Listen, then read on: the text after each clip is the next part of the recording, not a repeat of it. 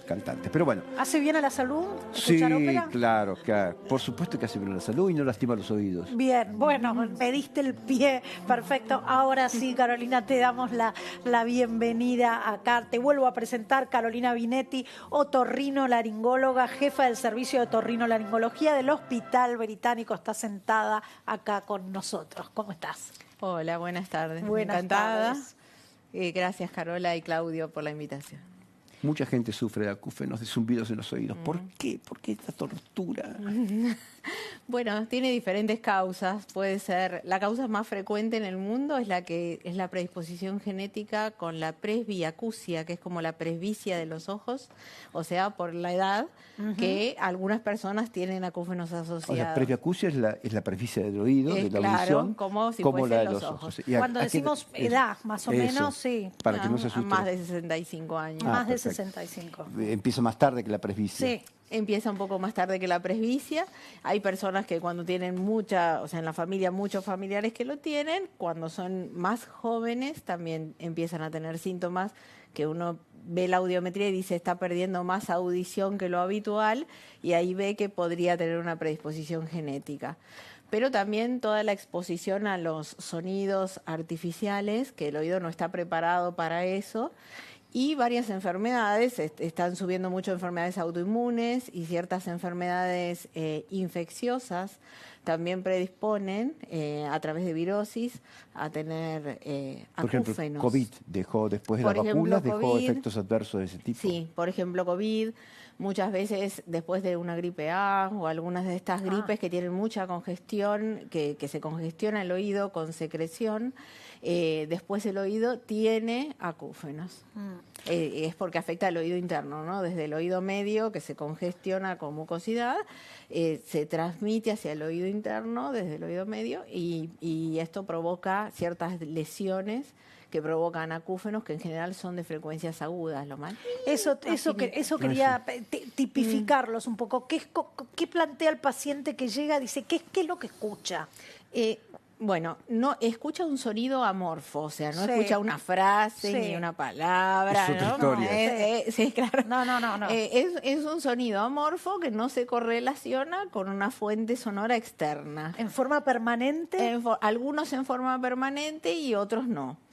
Algunos, por ejemplo, hay distintos tipos de acúfenos. Hay gente que lo tiene todo el día y fluctúa a veces en volumen, o a veces lo que fluctúa es la calidad del sonido que escuchan, y otras veces no lo tienen todo el tiempo. Por ejemplo, hay un grupo, es reducido por suerte de pacientes, que son personas que se acuestan a dormir, se despiertan y tienen un sonido terrible que dura 2-3 días, y a los 2 o 3 días en alguna siesta se les va. Y después no saben nunca cuándo vuelve a dormir y vuelve. Ese es el más raro, digamos, Sí. es lo menos frecuente. Pero sí hay personas que, por ejemplo, hay personas que también lo modulan con lo muscular y otros que no. ¿Con el estrés? Con el estrés también. Entonces, si bruxan mucho o si tienen muchas contracturas, nosotros buscamos si tienen lo que se llaman puntos gatillo, que son puntos de dolor que uno toca y el dolor se refiere a otro lugar. Por ejemplo, toco acá y me duele acá. O toco acá y me duele acá. Y tocas ahí y zumba. Y a veces tocas ahí y modula, o sea, cambia la calidad sonora. Entonces, ¿Y eso lo haces vos en el consultorio? ¿Es parte del chequeo? Parte del chequeo del paciente. Entonces, o sea, primero determinamos las causas hasta donde las podemos saber, algunas no podemos. Después vemos qué características de fluctuación tienen, qué tipo de lesión asociada tiene el oído o disfunción, y vemos la modulación muscular. Y ahí arma diferentes grupos de personas que van a diferentes tratamientos. Claro, eso ahí se divide. Claro, hay grupos diferentes. Trauma acústico, gente que tira sin practica tiros sin protección, gente que está expuesta en la vía pública a los ruidos terribles de contaminación sonora que hay en la ciudad de Buenos Aires. Gente que ha escuchado música con auriculares a volúmenes por encima de los recomendados, que no sé cuáles son.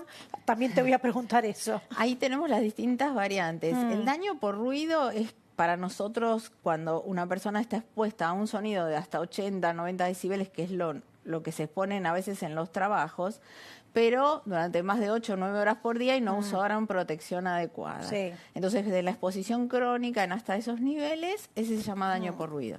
El trauma acústico es en una situación, por ejemplo, fue a practicar, o fue a un recital, pasa mucho en personas jóvenes, a un recital, una fiesta, porque el control de volumen sonoro, sí, o una fiesta de 15. Depende de dónde estén sentados. El volumen es muy alto. Estuve sentada al lado del bafle. Claro, sí. Cuando uno ya siente que todo el cuerpo late vibra. y Sí, vibra. claro, claro. Normalmente, o sea, cuando uno se expone así en una fiesta, uno puede tener lo que se llama un trauma acústico parcial, como digamos transitorio, temporal, que es que uno eso sale con el sonido ese, que todo el mundo me dice, tengo el sonido como al salir de bailar. Bueno, ese sonido tiene que durar un par de horas, pero cuando se despierta al otro día ya no tiene que estar. Si está al otro día, ya tiene que consultar, porque el daño fue mayor, ¿sí? En los lugares, por ejemplo, para bailar, lo que se sugiere en una persona que tiene alguna lesión en el oído, que ya tiene un acúfeno o un zumbido, es que siempre se muevan en los lugares más cercanos a las barras, que es donde el volumen es más bajo, y el volumen más alto, que puede llegar hasta 120, 125 decibeles, es el centro de la pista. Entonces, mis pacientes tienen montones de recomendaciones respecto al cuidado de la exposición. Y después está el shock acústico, que es una situación, por ejemplo, hace muy poco le pasó a un señor que asistió a la consulta que arregla porteros eléctricos, que se acercó al portero y el aparato hizo una descarga de golpe, o alguien que trabaja con un sistema así de audición, no sé, un ruido fuerte repentino. Y un ruido fuerte ideal de donde uno no se puede escapar. Entonces ahí puede generar distintas situaciones. No solo que tenga el acúfeno, sino que tengan lo que se llama un síndrome del tensor del tímpano, que es que hay un músculo que tensa la cadena de huesecillos para proteger el oído, y ese músculo después empieza a descargar en cualquier momento, como a uno le hace así a veces el párpado, y hace lo mismo ahí adentro. Entonces se escucha un sonido como y espontáneo. Bien. Muchas lesiones. Cuando un señor o señora de 50 años o un poco más empiezan a tener esto, que en general aparece bruscamente, sin demasiada correlación, el primer pensamiento es: tengo un tumor en el cerebro. Pueden tener un tumor si el acúfeno es unilateral. Si es de un solo oído. Sí, muy bien. Pueden tener.